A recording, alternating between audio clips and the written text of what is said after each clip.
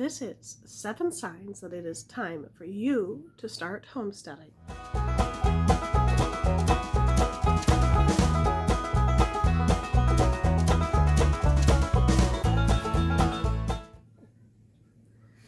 going to start off my video by saying I worked really hard to get this set up. And as you can see, it is not perfect. My couch has stains on it. I didn't put on any makeup. I'm not usually a makeup person, but I need it. I did not take down our little sign, so this little flappy deal is going to be behind here in the video the whole time. It's our living room rules. My baby's nursing, and I thought to myself, why am I going to make a video when it doesn't look right? It doesn't look appealing. There's not like a nice bright green garden behind me, and I'm talking about why you should start homesteading, all of that, and I'm not serving my homemade bread and getting such beautiful views of that or anything like that. This doesn't look appealing, right? And then I realized that's actually the point. Why you should start homesteading is because it's real, okay? It's real. It's not fake. It's not artificial. It's not what looks pretty. It's what comes naturally, and it's one of our most base desires, is just happiness with what we have.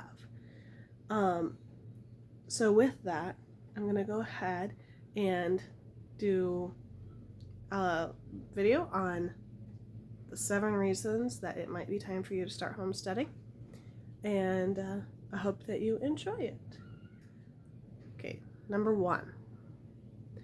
If you are worried about being able to afford food, it might be time to start homesteading. This is not saying that your food budget is going to go down to 0. It just simply isn't. I don't know anybody who can produce enough wheat and sugar to feed their family, okay? But if you can reallocate your resources so that at the store, instead of buying $2, $3, $4, $5, $6 eggs, instead you're just buying the grain and stuff to feed your chickens, and your eggs end up being cheaper, then that reallocates those $2 to $6 towards something else that you can't grow, okay? If you're worried about affording food and it's starting to look like, man, I don't really want to spend this much each week. I know my food budget, it used to be $150 a week, and now it's $250 a week. And I'm not getting fancy stuff, right, guys? And I've got 6 kids, plus my husband and I to feed. I need to be able to afford this. And that's with me already producing some of my own goods. I had a hard pregnancy, so this number is more applicable to those who don't already do that. But if you're worried about affording food, being able to grow your own food really helps with that. And it not only helps with the actually affording the food and getting it onto your table, but it helps with that anxiety of like, what if I can't afford XYZ? Well, that's okay. I'll grow it instead. Number 2, you might want to start homesteading if you have special dietary or health needs. So just recently my husband was diagnosed with diabetes, and it's just at the beginning stages. Nothing that diet changes can't counteract and get managed, okay? He has a habit of really liking his convenience foods and things like that, and that serves a lot of people just fine until it stops serving them just fine. My mom cannot eat any wheat or barley or rice. She's celiac. In the past, I've had to go gluten-free, nut-free, dairy-free, soy-free for my babies who had a hard time digesting those things from my milk.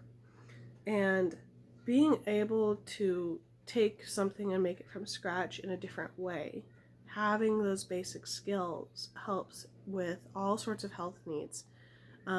You can also start getting better in tune with your body. You're like, wow, I'm feeling really down. I'm feeling really down. What's the deal?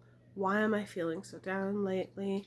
Oh, maybe it's my vitamin D levels. You go get you checked. Sure enough, vitamin D is low. And then you know how to boost those levels of vitamin D. Lots of farm fresh eggs, sunshine, fish, great ways to do it. So if you have that knowledge, you can serve your health needs a lot better. It's a lot better than just buying pre-packaged diabetic friendly food or celiac friendly food. Knowing where your food comes from and how to prepare it in a way that's going to be helpful for your body, that might be your sign that it's time to start homesteading. Number 3. If your kids don't know where chicken nuggets grow, it might be time to start homesteading. As a society, I feel like we've gotten pretty far away from knowing where our food comes from, and that is not a good thing because that's one of our most basic needs. Okay, you need food, water, shelter. Okay. My kids are still learning where things come from. They always ask me, is this a tropical fruit or is this a fruit that we can grow? And we're all constantly learning, but if you find that your kids are shocked that milk comes from a cow or that eggs come from a chicken, and it's not that you cut up the chicken and find the egg, or it's not that you cut up the cow and find the milk, that this is something that's produced. If you find that your family doesn't understand the effort put into growing and producing something like that, it might be time to start taking that into your own hands and saying, you know what, we're going to grow some tomatoes this year. You know what, we're going to make some butter out of heavy cream. Let's bake bread to see how much work is put into it. Why don't we waste food? Because food is important. And so if your kids or you are feeling a little detached from where your food comes from and where your sustenance comes from, it might be time to start homesteading. Number 4. If you hate the idea of all of your grandma's recipes getting lost to time, it might be time to start homesteading, because the wisdom from past generations is passed down with homesteading.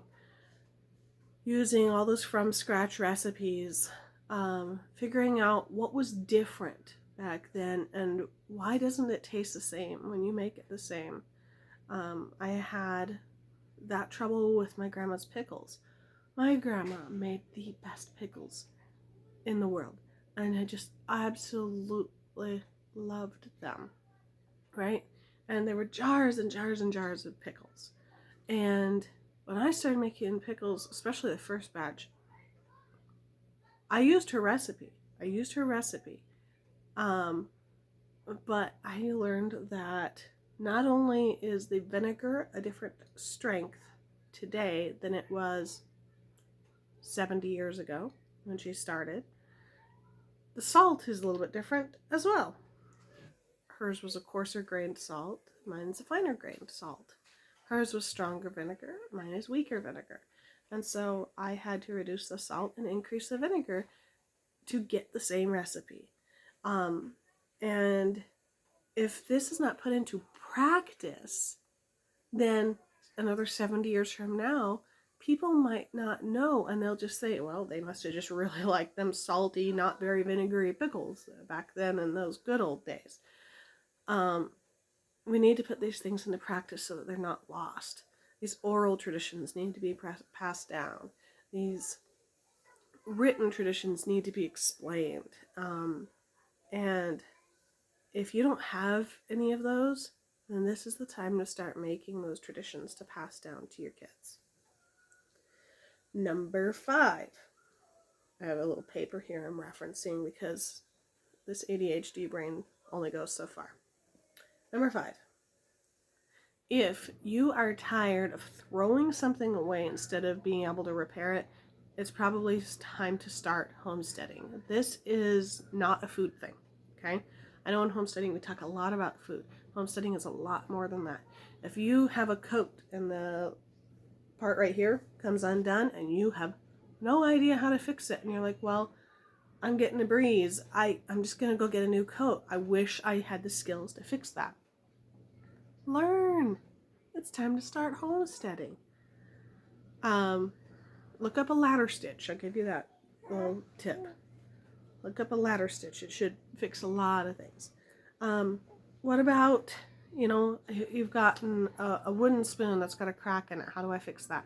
You've got a pan and the handle is loose. I mean, what if you've never been taught how to fix that and you just go, well, it's dead, I guess. Or any number of things. Dishwasher's not working. Garbage disposal's not working. Both of these just happened to us recently. It's like, well, do we get a new one? What's the deal? So we go through and we repair it. If you're tired of throwing away things that are otherwise good enough, just because you lack the skills to repair it, it might be time to start homesteading. Number 6, if you find yourself looking through the seeds on the spinning rack at the hardware store when you go in for odds and ends and picking out what you think would be best, or if you find yourself pushing your cart down the aisle at Walmart and checking out the prices of canning jars and going, yeah, that's better than last week, or ooh, that's worse than last week. If you find yourself naturally drawn to that kind of thing, looking at the apron patterns, looking at videos that highlight things from yesteryear, if you find yourself finding joy in these things and being drawn to them, it might be time to start homesteading, because there is nothing like finding the thing that causes you joy and being able to just dive in. There's so many facets to homesteading that you can't go wrong one way or the other. Homesteading is just a way of life. It's using your resources well and being a good steward and being family oriented and being somewhat self-reliant, somewhat community reliant, and realizing our place, that we're not just cogs in a machine, that we're unique, we're special, and we have something to give. And if this brings you joy, it might be time to start homesteading. The last one that I think a lot of people get spurred into homesteading is they see something on a store shelf and they go, I could make that. Or I could make that better, or I could make that cheaper. It's not always true the first time you try, but yeah, you probably could. You probably could make that better. You could probably make that cheaper too. Yeah, you could make that and it would serve your family even better. Oh,